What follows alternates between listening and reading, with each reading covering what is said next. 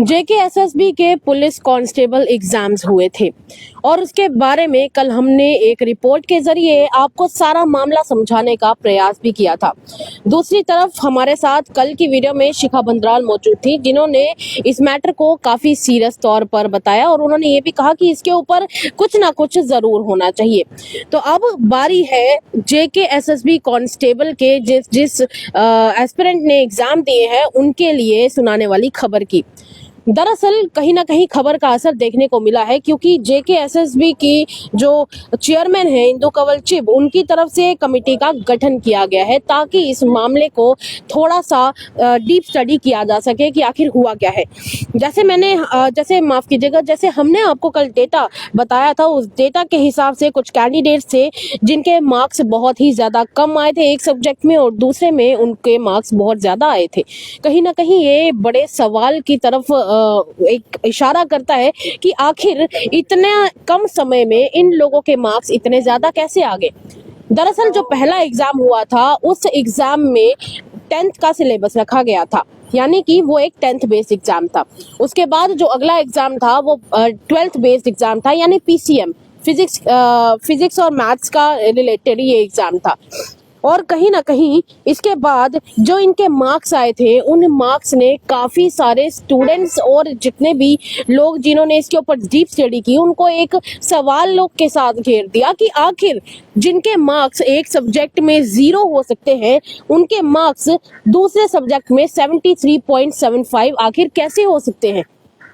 अगर किसी सब्जेक्ट में किसी के मार्क्स 5 आते हैं तो दूसरे सब्जेक्ट में उसके मार्क्स 91 कैसे हो सकते हैं।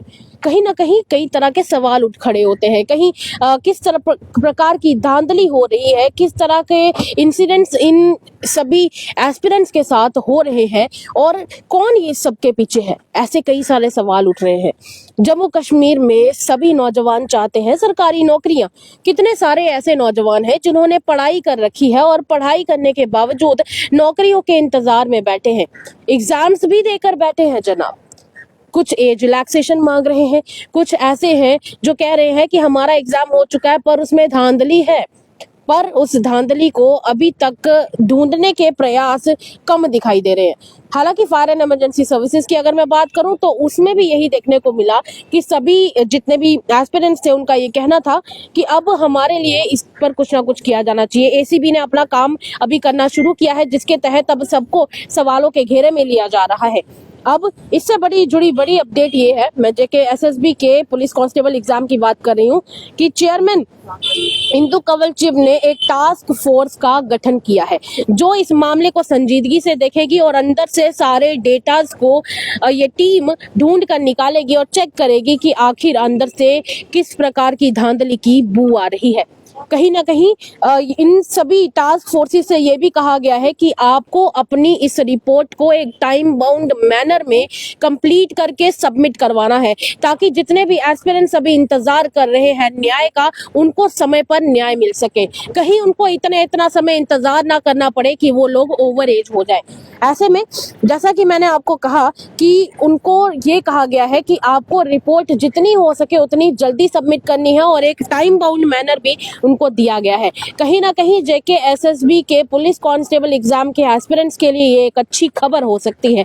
आने वाले समय में कौन कौन इस सब के पीछे है, धीरे धीरे शक के घेरे से वो सब लोग बाहर भी आने शुरू हो जाएंगे। एक एक करके शक के घेरे के साथ हो सकता है यकीन भी हो और कुछ लोगों के नाम आने वाले समय में सामने भी आए।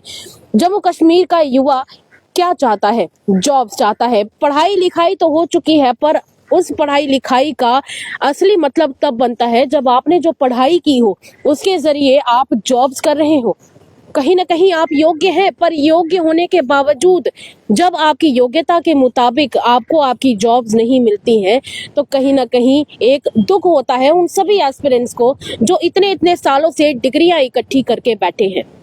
चलिए फिलहाल के लिए इतना ही। इस खबर को जेकेएसएसबी के सभी पुलिस कांस्टेबल के एस्पिरेंट्स के साथ भेजिएगा, जरूर शेयर कीजिएगा, ताकि उनके लिए ये एक राहत की सांस से भरा हुआ मोमेंट हो। फिलहाल के लिए इतना ही। मुझे और मेरे सहयोगी सेवाराम को दीजिएगा इजाजत। तब तक के लिए देखते रहिए तमाम अपडेट्स के लिए द अर्थ न्यूज। दीजिएगा इजाजत, नमस्कार।